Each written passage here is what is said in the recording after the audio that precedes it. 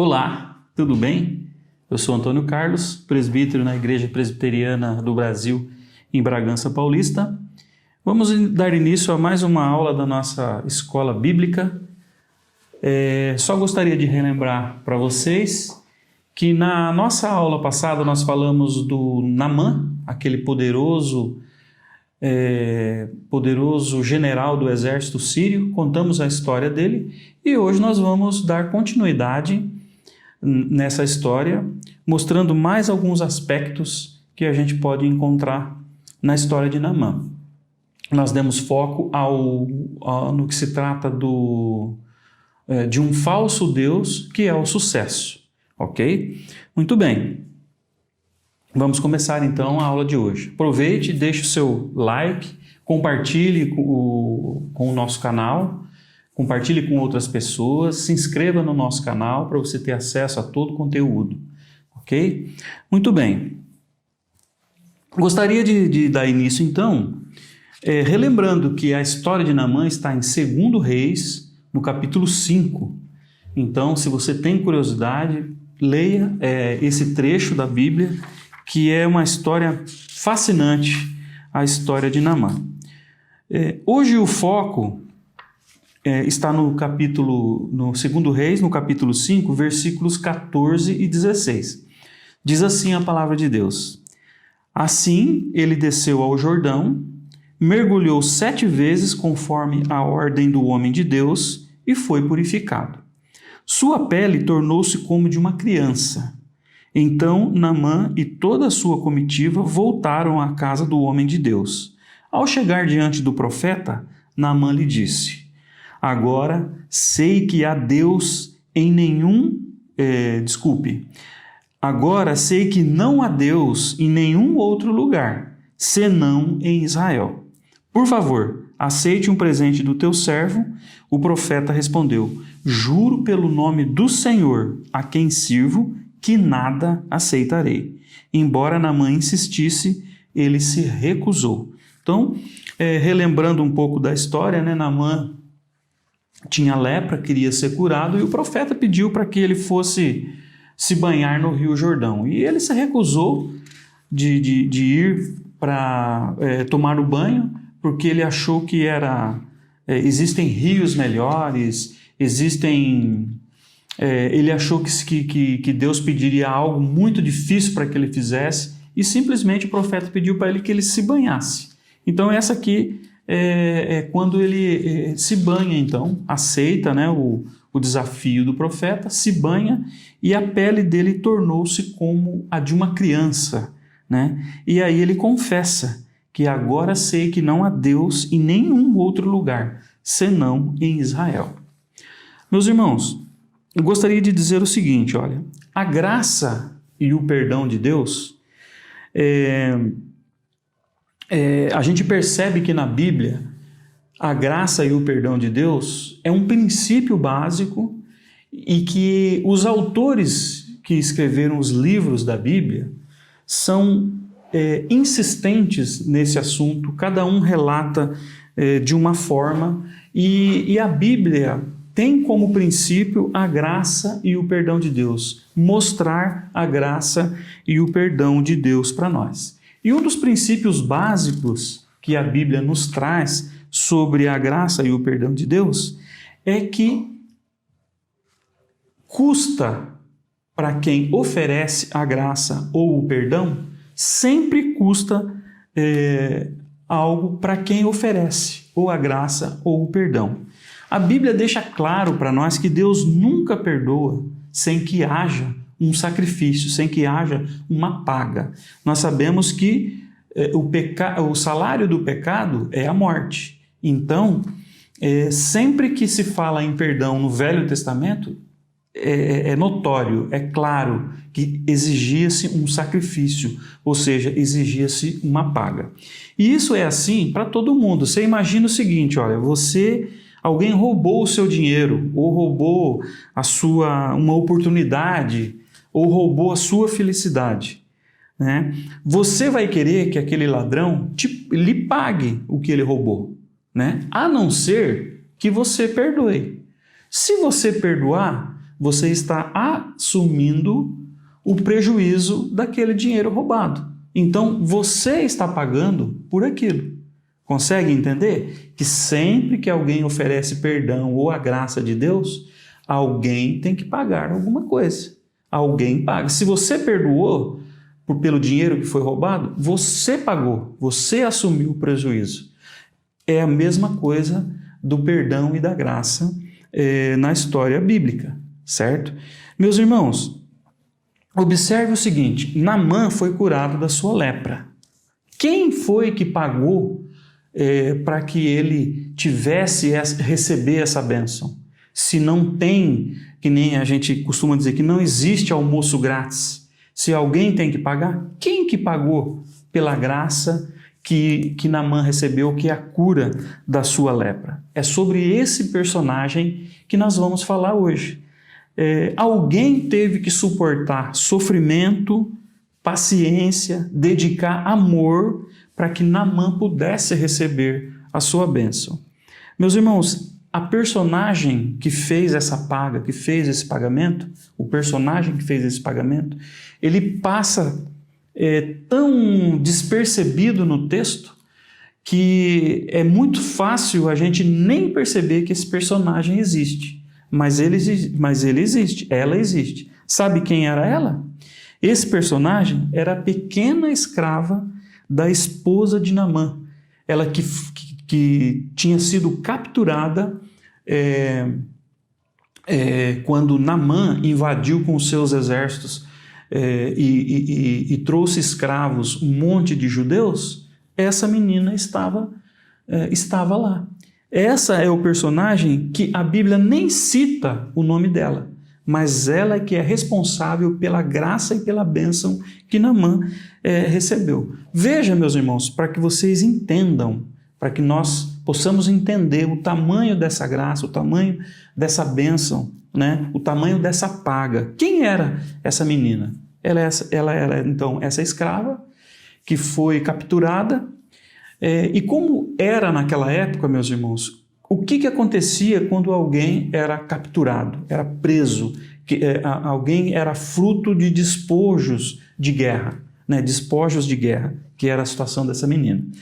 Na melhor das hipóteses, ela foi capturada junto com a sua família e o objetivo de quem conquistou, o que é? Auferir lucro. Então, muito provavelmente a família dela foi vendida como escravo para outras nações. Isso na melhor das hipóteses. Na pior das hipóteses, o que pode ter acontecido? Os generais de Naamã podem ter decidido por matar toda essa família. Não quero ninguém vivo, pode matar. Mata, porque senão esse povo vem e se vinga de nós depois. Isso era muito comum em tempos de guerra. Muito provavelmente, se foi tomada essa decisão, essa família a família dessa moça, dessa menina, foi morta na frente dela. Ela viu os soldados de Naamã matando a sua família, né? Então isso tudo é uma hipótese. Na melhor das hipóteses, destruiu aquela família, cada um foi para um lado, foi vendido, e na pior das hipóteses, a família toda foi dizimada, foi morta, tá? Então, meus irmãos,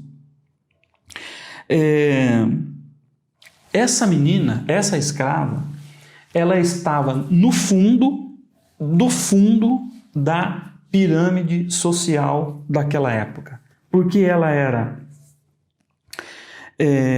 uma estrangeira, ela era de outra raça, ela não era da Síria, era uma escrava, uma mulher, uma jovem, provavelmente entre 12 e 14 anos. E quem era o responsável por toda a desgraça que aconteceu na vida dessa menina? O grande general conquistador Naamã, o portador daquela lepra, né? Então, apesar de toda essa situação dessa menina, ela resolve abençoar esse homem. Ela resolve ajudar esse homem, né? Então a gente observa, meus irmãos, que essa menina abandonou todo o desejo de vingança, abandonou todo o desejo de revanchismo contra o grande general Naamã, né? Porque, meus irmãos, vamos ser sinceros, as pessoas, é natural para as pessoas que estão no lugar dessa menina agir com desejo de vingança, agir com cinismo, agir com amargura, ficar com amargura. Isso é muito natural. Qualquer ser humano sente isso.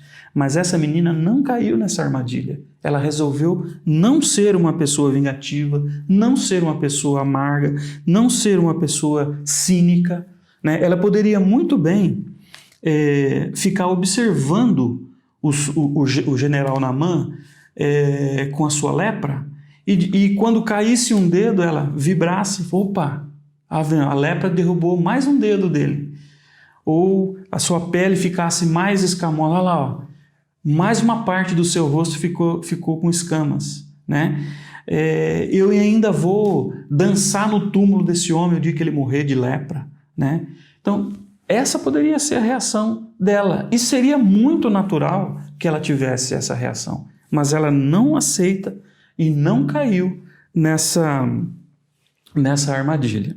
A frase que essa menina usa é a seguinte: ah, se o meu Senhor visse o profeta, né? Então, assim, ela querendo dizer para Naamã, né? Puxa, se o Senhor conhecesse o profeta que tem em Israel, né? Ele poderia te curar. Nessa pequena frase, a gente percebe que tem uma preocupação dela com a saúde do Naamã, uma simpatia dela pelo Naamã e um interesse dela em aliviar aquele sofrimento, em salvar o Naamã daquela situação em que ele vivia. Meus irmãos, pense nisso. Olha que situação, que grande proeza que essa menina está fazendo com seus sentimentos, né? Meus irmãos, se a gente for pensar bem, simplificar as coisas, Naamã está nas mãos dessa menina. Não é essa menina que está nas mãos de Naamã, porque nas mãos dessa menina está a possibilidade de cura para Naamã. Então a gente pode dizer assim, que ela sabia como que poderia livrar Naamã da sua lepra. Ou seja, ela está nas mãos, ele está nas mãos dela, né? Muito bem. No entanto, meus irmãos, ela não teve então nenhum desejo de vingança e nem de revanchismo e nem de cinismo. Essa menina fez exatamente o que a Bíblia manda a todos nós fazermos, né? Ela perdoou o Naamã, ela se tornou um veículo de cura e salvação para Naamã, e a Bíblia está repleta de momentos de frases que diz para que a gente faça isso. Ela suportou todo o sofrimento dela com paciência, foi servil e ficou ali na dela, com paciência, confiou em Deus, elegeu Deus como juiz da sua causa, não tentou fazer nada com suas próprias mãos. Meus irmãos, vocês podem perceber que o paralelo do que essa menina fez, nós só encontramos em Jesus Cristo. Só Jesus foi capaz de fazer a mesma coisa que essa menina fez. Imagine também a situação de Jesus. Jesus vivia em glória com o Pai, feliz, num 100% harmônico, vivendo em paz com Deus, e ele tornou-se um ser humano, ele veio para viver, encarnou, veio para viver entre os homens, foi submetido, tornou-se um servo aqui nos homens. Imaginem, ele reinava com o Pai na glória, encarnou, desceu, veio ser um servo aqui entre nós, foi submetido a espancamentos, xingamentos, prisão, morte. Na cruz ainda, meus irmãos, veja, Jesus viu os seus discípulos, a quem ele conviveu 3 anos, negando, traindo, e todos o abandonando, né? Ou seja, Jesus pagou o preço pelo perdão de todos os nossos pecados, né? Fazendo com que a graça e o perdão de Deus nos alcançasse. Ele pagou com sua própria vida. Como eu falei anteriormente, não há graça e não há perdão sem um pagamento, né? Então, Jesus está aqui pagando, então, para que nós não precisássemos pagar com a nossa própria vida. Meus irmãos, eu quero comentar um pouco também sobre a reação humana na história recente, né? Então, assim, olha, nós vivemos uma crise mundial em 1990, crise da internet. Quando foi 10 anos depois, 2000, 2001, teve o 11 de setembro, né, que caiu as Torres Gêmeas lá nos Estados Unidos, Nova York. Foi uma outra crise mundial, assim, uma crise de segurança, as pessoas ficaram muito, muito inseguras e tal. E depois teve a crise econômica de 2008 e 2009. Nesses 3 períodos de crises da história, as pessoas em geral, né, a gente ficou sabendo disso através de um artigo que foi escrito, as pessoas tiveram mais ou menos que uma crise de consciência, né? Não, nós vamos esquece agora o sucesso não é importante, não é mais o nosso Deus, mas nós agora temos que baixar a cabeça, trabalhar, sermos mais humanos, sermos mais compreensivos com as outras pessoas. Mas, meus irmãos, pasmem, isso não durou uma década, né? E as pessoas voltaram novamente com essa sede de sucesso, com essa necessidade de ter sucesso, com essa necessidade de ter que pertencer a um grupo seleto, exclusivo, como nós falamos na aula passada. Meus irmãos, eu estou dizendo isso para que a gente entenda o seguinte, olha, um ídolo como o sucesso, o falso Deus como o sucesso ele não pode simplesmente ser expulso do coração do homem.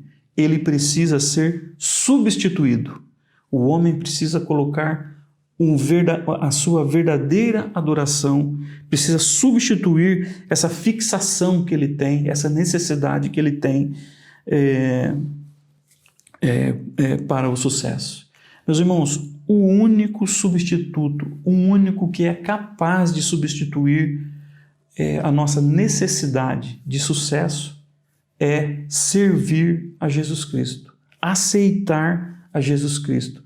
Basta nós fazermos como Naamã fez, basta nós termos a fé e banharmos no Rio Jordão, aceitarmos a paga pela graça que nós recebemos com Jesus. Basta ter fé e basta aceitar a Jesus Cristo em nossa vida, porque Jesus fez tudo isso por nós. Ele já pagou para que nós não precisássemos pagar, porque Ele nos ama. É o único que pode substituir e fazer essa paga, ok?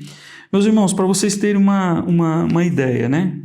Naamã, para ser curado, ele teve que aceitar a palavra de uma menina escrava. Depois ele teve que aceitar a palavra e a orientação do servo do profeta. E, finalmente, ele teve que aceitar a palavra dos seus próprios servos que estavam em volta dele, que o convenceram a entrar e se banhar no Rio Jordão, né? Então, meus irmãos, essas pessoas, esses 3 tipos de pessoas que eu falei aqui agora, na época em que eles viveram, eles eram comparados, eles não eram de uma importância maior do que de um animal de estimação ou de um animal de carga dos poderosos, né? Meus irmãos, o que eu estou querendo dizer é o seguinte, olha, que Deus mandou uma mensagem de salvação para Naamã através dessas pessoas humildes, escravos, servos, né? E nós percebemos então que a salvação, a cura de Naamã, a resposta que Naamã procurava, não veio do palácio, veio do bairro dos escravos, veio veio das pessoas que se menos esperava. Como eu disse agora há pouco, as pessoas que estavam no fundo do fundo da pirâmide social. O próprio Jesus, meus irmãos, é um exemplo. Jesus não nasceu em palácio. Jesus não veio de Roma, não veio de Alexandria, não veio da China, né? Mas ele veio de uma manjedoura, né? Então, aceite. Jesus tem esse poder. Jesus já pagou o preço. Para nós, basta a nossa fé. Basta confiar. Basta aceitar banhar-se no Jordão. Ok? Muito bem, era isso que eu tinha para hoje. Agradeço pelo seu tempo, agradeço pela oportunidade. Deus te abençoe. Não se esqueça de deixar o seu like, compartilhar essa mensagem com quantas pessoas você quiser e se inscreva no nosso canal. Deus te abençoe. Até mais.